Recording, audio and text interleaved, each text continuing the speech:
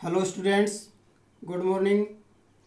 मैं सुवालाल, सहायक आचार्य Shri S N. Girls B Ed college Nawalgarh, आप सभी का कॉलेज के यूट्यूब चैनल पे स्वागत है। पिछली कक्षाओं में हमने इंग्लिश पेडागोजी के कुछ टीचिंग मेथड्स पढ़े थे। आज की कक्षा में मैं आपको विशेषकर बीएड पार्ट फर्स्ट के कंपल्सरी पेपर पाठ्यवस्तु पठन व चिंतन का एक मुख्य टॉपिक भाषा कौशल के बारे में विस्तार से पढ़ाऊँगा। मुझे आशा है कि आप इसे ध्यान से सुनेंगे और समझेंगे। भाषा के मुख्यतः 4 कौशल हैं जिनको LSRW के नाम से जाना जाता है: listening, speaking, reading and writing. सुनना, बोलना, पढ़ना और लिखना, ये चारों भाषा के मुख्य कौशल माने जाते हैं। प्रथम दोनों कौशल असाक्षर व्यक्ति भी जान सकता है, लेकिन अंतिम दोनों कौशल पढ़ना और लिखना ये केवल साक्षर व्यक्ति के द्वारा ही जाने जाते हैं। अतः हम रीडिंग एंड राइटिंग, पढ़ना और लिखना कौशल के बारे में पढ़ेंगे। आज मैं आपको रीडिंग स्किल, वाचन या पठन कौशल के बारे में पढ़ाऊँगा। सबसे पहले वाचन या पठन, ये अलग अलग नहीं है। वाचन ही पठन होता है और पठन ही वाचन होता है। पठन या वाचन किसे कहते हैं? वाचन जब किसी लिखित या मुद्रित सामग्री को छात्र एक साथ जोर जोर से पढ़े, वह वाचन या पठन कहलाता है। ये वाचन 2 प्रकार का होता है, अर्थात वाचन के 2 प्रकार होते हैं। एक सहस्वर वाचन और दूसरा मौन वाचन। सहस्वर वाचन जब छात्र किसी लिखित या मुद्रित सामग्री को एक साथ स्वर में लय, ताल व गति के साथ पढ़े तो वह सहस्वर वाचन कहलाता है। दूसरा है मौन वाचन। स्वर रहित वाचन जब छात्रों के द्वारा किया जाए, अर्थात किसी लिखित या मुद्रित सामग्री को छात्र स्वर रहित अर्थात अपने मन में पढ़े तो वह मौन वाचन कहलाता है। ये पठन या वाचन के 2 प्रकार हैं। आज हम वाचन के प्रकारों में प्रथम प्रकार जो सहस्वर वाचन होता है, उस सहस्वर वाचन के बारे में विस्तार से अध्ययन करेंगे कि सहस्वर वाचन क्या होता है, सहस्वर वाचन के कितने प्रकार होते हैं, सहस्वर वाचन के क्या उद्देश्य हैं, सहस्वर वाचन का शिक्षण में क्या उद्देश्य है, सहस्वर वाचन में कौन कौन से दोष हैं और सहस्वर वाचन के इन दोषों का कैसे निराकरण किया जाता है। तो आज हम सहस्वर वाचन के बारे में विस्तार से अध्ययन करेंगे। वाचन या पठन के प्रकार, इनमें से सहस्वर वाचन के 4 प्रकार होते हैं और मौन वाचन के 2 प्रकार होते हैं। आज हम सहस्वर वाचन को विस्तार से पढ़ेंगे। तो इस सहस्वर वाचन के 4 प्रकारों में आदर्श वाचन, आइडियल रीडिंग, अनुकरण वाचन, इमिटेशन रीडिंग, व्यक्तिगत वाचन, इंडिविजुअल रीडिंग और सामूहिक वाचन, ग्रुप रीडिंग, ये सहस्वर पठन या वाचन के प्रकार हैं। आदर्श वाचन भाषा शिक्षक के द्वारा गद्य या पद्य अंश का स्पष्ट शुद्ध उच्चारण व उचित आरोह अवरोह के साथ किया गया वाचन आदर्श वाचन कहलाता है। दूसरा है अनुकरण वाचन। शिक्षक के आदर्श वाचन के पश्चात छात्रों द्वारा पाठ्य अंश का सस्वर वाचन अनुकरण वाचन कहलाता है। तीसरा है व्यक्तिक वाचन। एक व्यक्ति विशेष द्वारा किया गया सस्वर वाचन व्यक्तिक वाचन कहलाता है।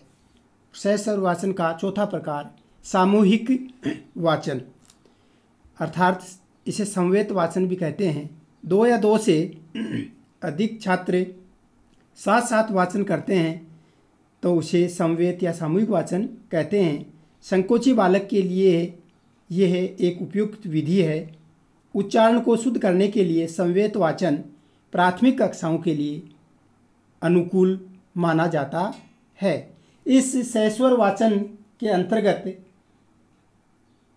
छात्र कविता और एकांकी इनका अध्ययन करते हैं और मौन वाचन के अंतर्गत निबंध, आत्मकथा, जीवनी, यात्रा वृत्तांत इन सभी का अध्ययन छात्रों द्वारा किया जाता है।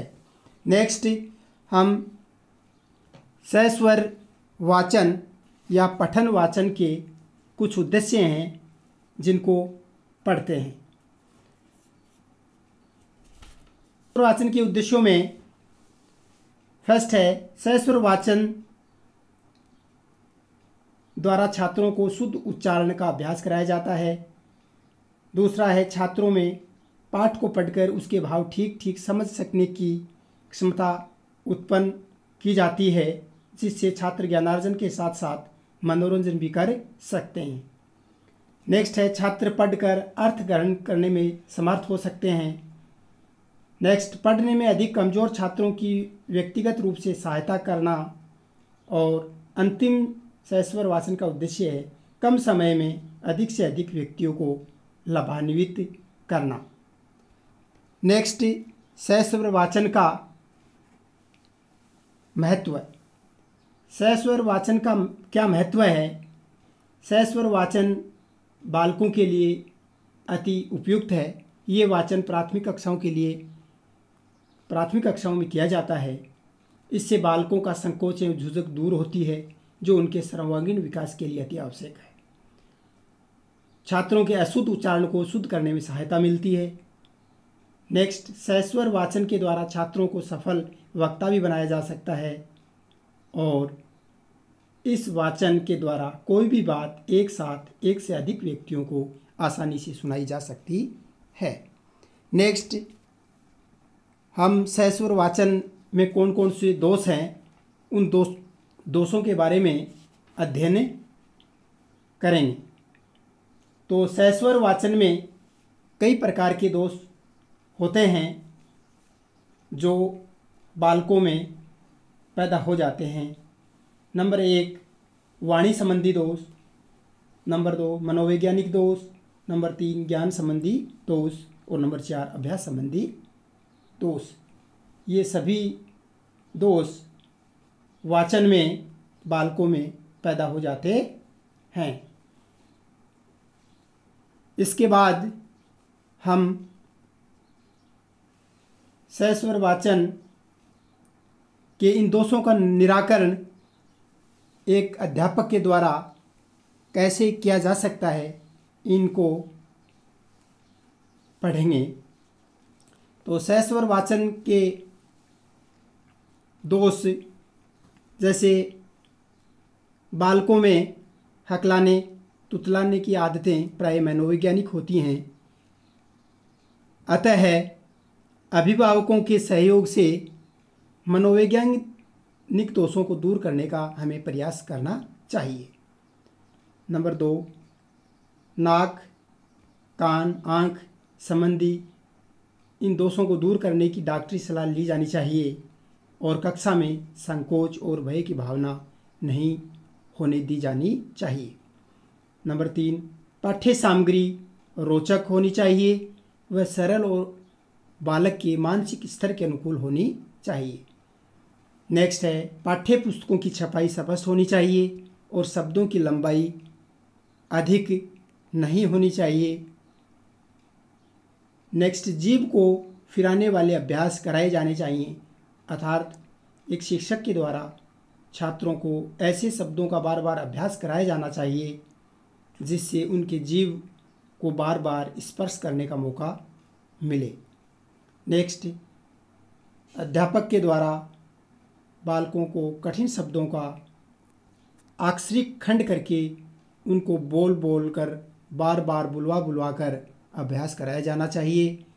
और अंत में इसका एक मुख्य दोष जिसका निराकरण करवाया जाना आवश्यक है, बालकों को एक अध्यापक के द्वारा बाल गीत कंठस्थ कराए जाने चाहिए। ये सभी सहस्वर वाचन के जो दोष हैं उन दोषों का निराकरण इस तरीके से आसानी से करवाया जा सकता है। एक अध्यापक का मुख्य दायित्व होता है कि वह इन दोषों को बच्चों से इन दोषों को दूर करे, उनका प्रयास करे। आज इस वीडियो में बस इतना ही।